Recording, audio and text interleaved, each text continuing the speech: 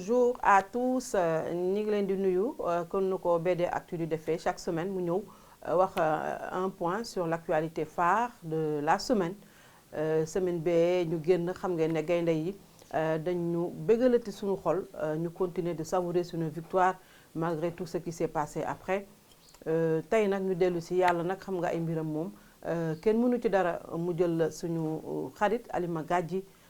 bu ñu yeewoo yëg nouvelle boobu vraiment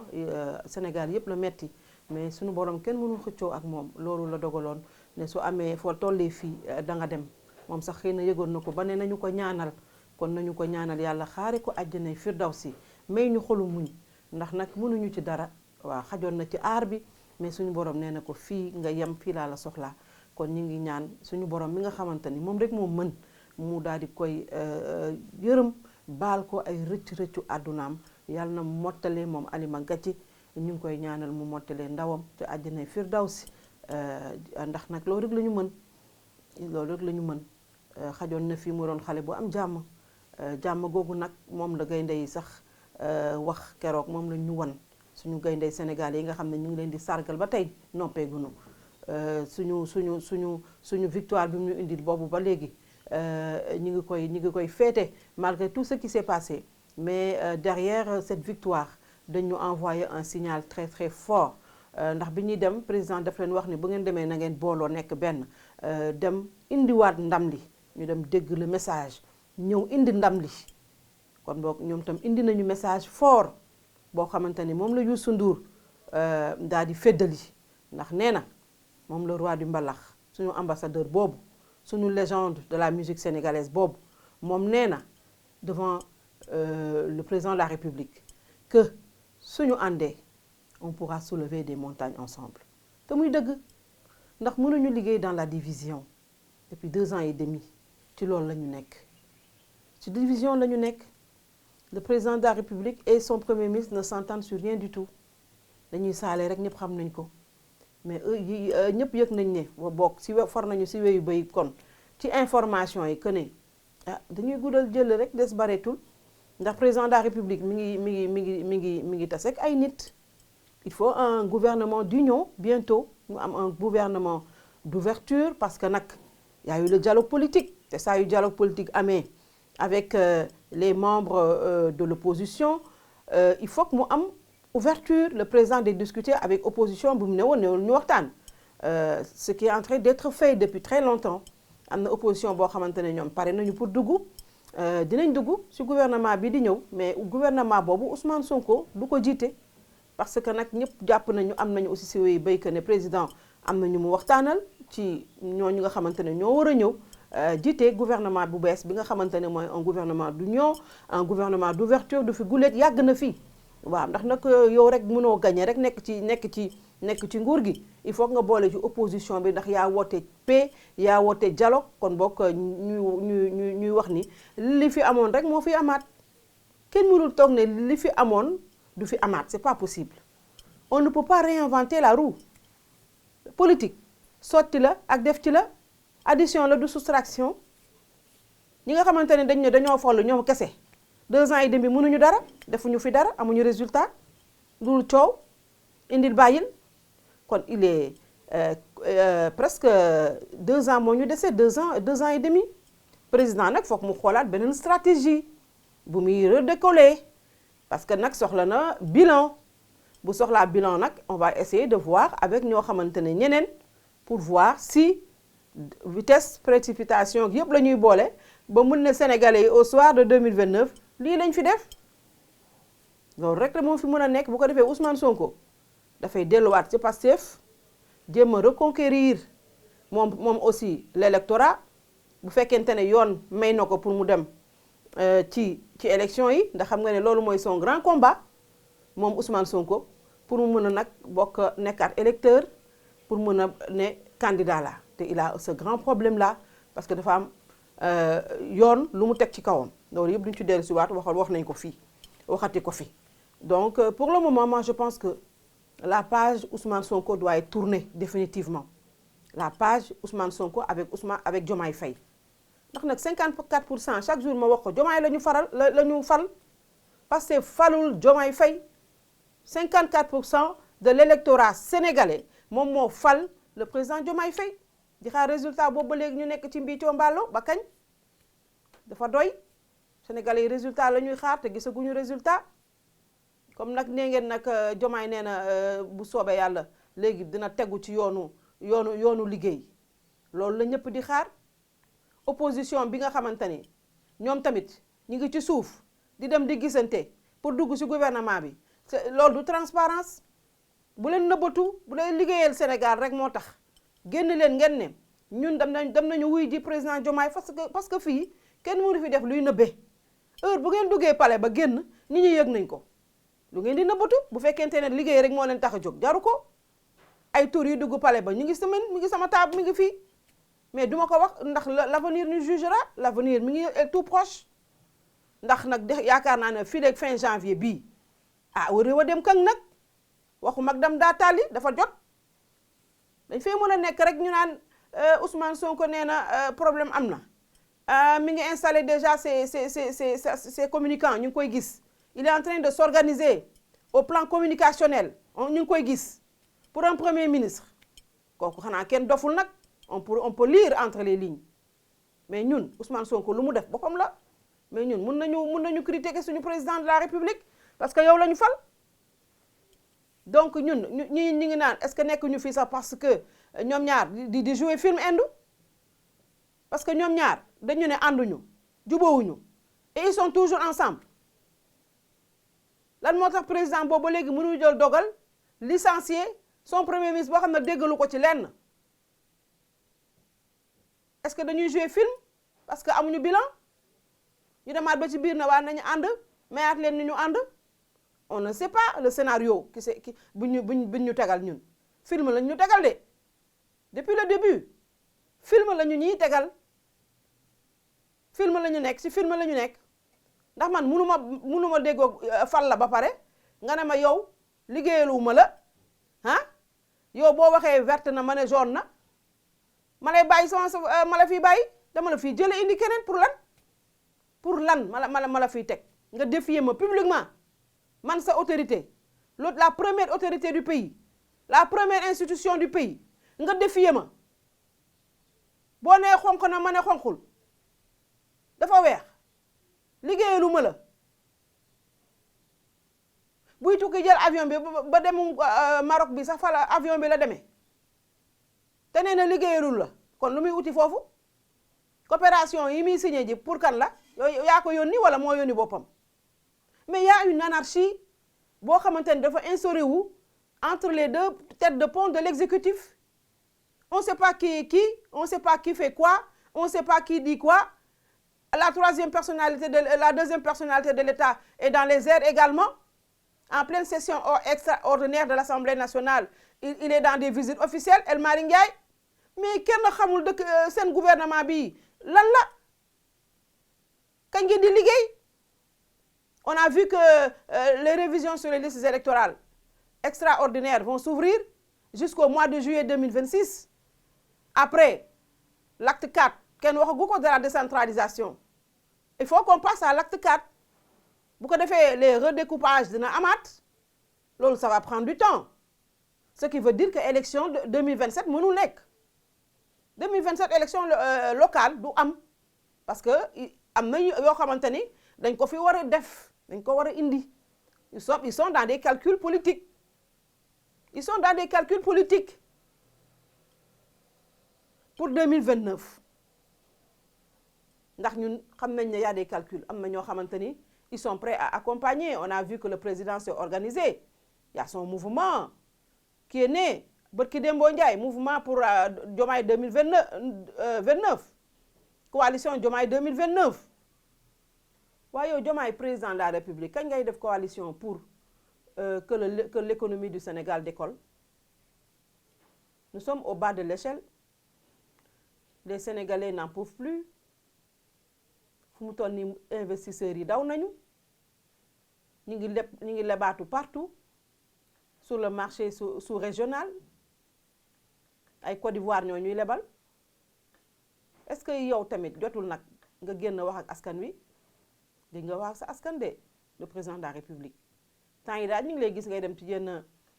rencontre internationale yi di wax ak ay des journalistes yi nga xamante ne des journalistes la presse internationale mais ba nga gëjee wax ak sa presse yàgg na wala amoo loo leen wax amoo loo teg ci loxo askan wi président de la république yow la ñuy waxal amoo loo teg ci loxo askan wi kañ nga gëj a jàkkaarloog sa presse le 31 décembre bu nekk da nga daan jàkkaarloog askan wi wax leen def nga fi 3 ans xaw ma 2 ans ñaari 31 décembre fekk nañ la fi xaw ma ñaar boo paree sa discours à la nation da ngay toog nag nga wax ak askan wi dalal seen xel parce que askan wi seen xel dalul de askan wi seen xel dalul dara ndax lépp lu ngeen waxoon defu leen ko amu leen bilan ci dara bilan wu Macky Sall ngeen di yeggali te amu leen humilité wax ko barki dem boo njaay gis nga sa ministre du commerce ni ñu ko toroxalee ca Thiès le maire Babacar Diop am fulla ak fayda wax ko ne lii fii nga ko fekk bu ko teg ci sa bilan bëkkeel gàcce parce que amul bilan le ministre du commerce la xam nga le ministre de la pêche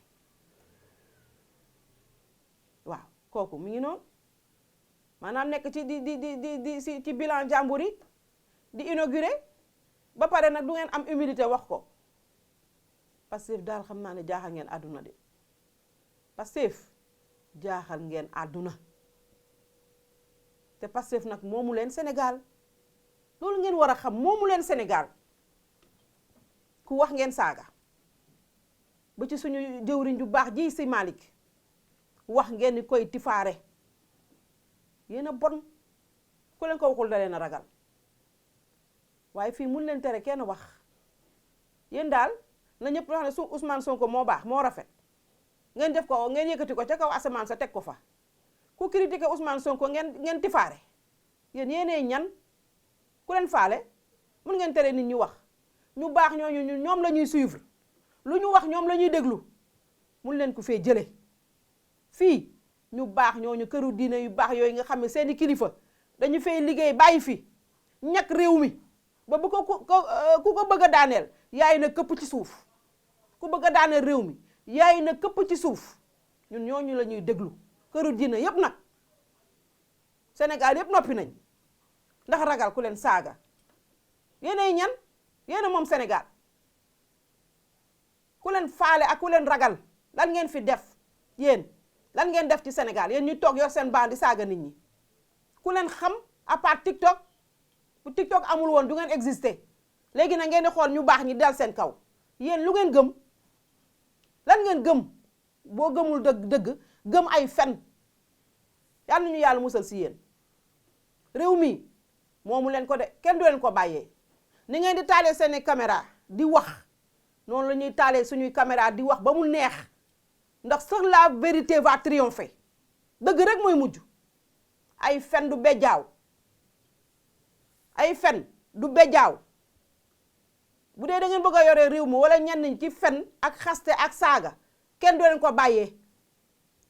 ndax ñun ragaluñu leen ñun yàlla rek la ñu ragal kun fa yakun mi nga xamante ne lu ko neex mu def ko ci doomu aadama te du la tàggu nu ma sant nu ma defaree la la defaree nga bëgg nag jeg sa bopp yàlla bu ndaw teg sa baa daal boo xëyee ngeen rangaloo di saaga nit ñi yéen a ñu moom teg leen seen baa ngeen saaga nit ñi ba xam ndax ñu ngi ci réew mi ñun lu ñuy laaj mooy bilan lu ñuy laaj mooy Ousmane Sonko ak Diomaye ñoom ñoo wane ne ñoom àndatuñu la divergence est plus que profonde ñun boolewuñu leen ñoo boole seen bopp parce que ñaari kuy duñu bokk mbalka c'est ça ñaari kuy mënuñu bokk mbalka donc dem nañu ba pare li des bareetul parce que liggéey lañu laaj liggéey lañu soxla parce que Diomaye Faye mii bu amul bilan moom tam lañ ko fiy jëlee rek 2029 seet keneen dañ fiy jëlee Diomaye seet keneen on n'a pas ñun élire ñu Diomaye Faye pour ses beaux yeux ah dañu ko élire pour mu fu ñu fekk Sénégal mu jëlee ko fa yóbbu ko fale fekk Sénégal plan B yóbbu ko plan C mais yow nga fekk ko plan B ñu wàccee ko ba fan c'est à xawma lan la ñu rétrogradé nous sommes rétrogradés de partout loolu tiitalu leen ñu war a booloo nekk benn liggéey réew mi ngeen ne kii may wax kii du wax yéen ñan waay ah waaye Sénégal moo neex nag ku mu neex waxal ba mu neex ndax Sénégal santul bàyyi kenn moomu ko ñun ñëpp ko moom Sénégal njaay la ñuy wax kenn moomul Sénégal ñun ñëpp ko bokk ku ci am looy wax ko ci fulla ak ci fayda ndax foofu la réew mi toll métit bu Sénégalais yi nekkee bu dee ñenn ñi yëguñu ko genn wàll gi yëpp yëg nañ ko ndax nag am na ñoo xamante ne tamit dañuy dundee yaakaar googu buñ ko amatul si yow wala ñu am ko si keneen nga xam ne réew mu metti na ñi ŋànk réew mi nag daal di koy jël nag def ko seen moomeelu bopp ñoom rek lañu gis ñuy naaw ñuy fly waaw ñu ngi fly di dem fu leen neex sénégalais yi di dee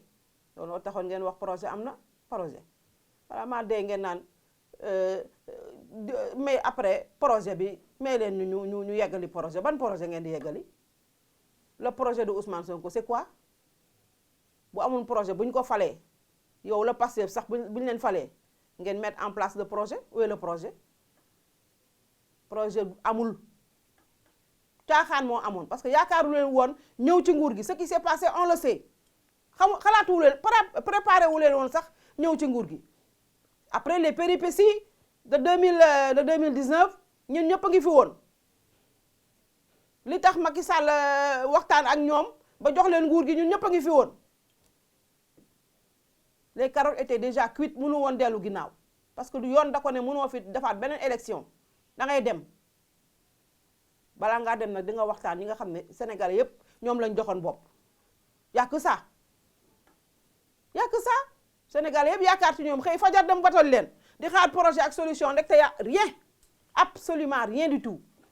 ngeen bëgg delluwaat Sénégal ci ay saaga ku koy nangu dama ni président Diomaye Faye bu soobee yàlla yow la ñuy déglu li nga nekkee temps yi neex nañu yaa ngi woon nit ñi di waxtaan ak ñoom di waajal gouvernement bu bees ñëpp dugg si wax bu ñu duggee nag nañu liggéey bu ñu liggéeyul tamit dinañ jot cours rek ba keroog ngeen di liggéey ñu rek la ñuy xaar ci yéen xaaruñu leneen ñun yooyu may nañu bégal nañu ba pare yooyu bégal nañu ba pare ñu ngi savourer victoire boobu balaa victoire suñuy savourer suñu victoire di jeex yow na nga def sa gouvernement ñu xool nag ci yoon bi ngeen tegu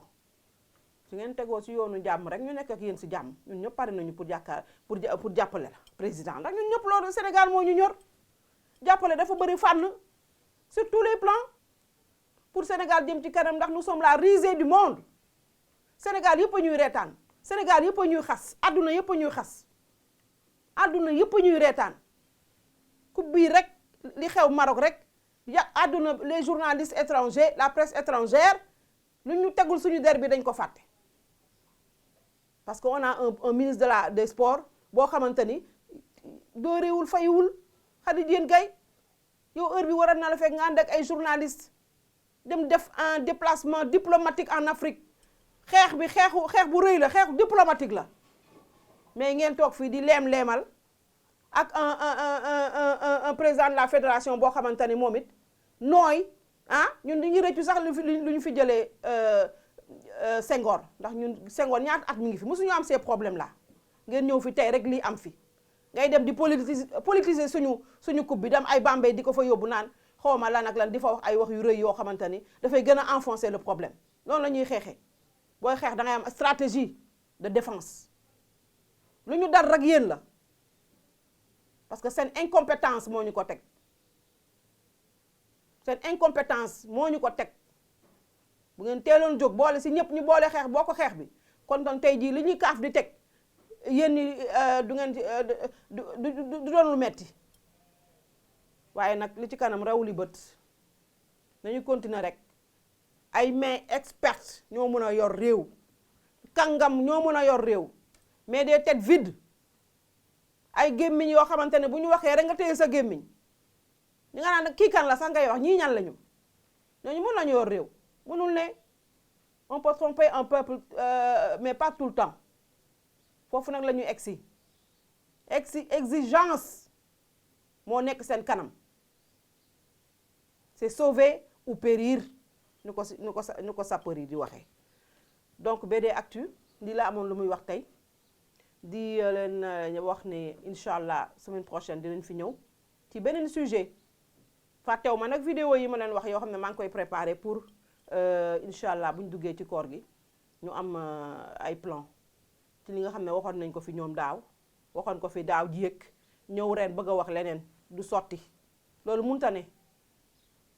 ki réew kenn du leen ni kenn du yor réew ci naxee mbaay loolu duñ ko nangu ñun kon bokk à la semaine prochaine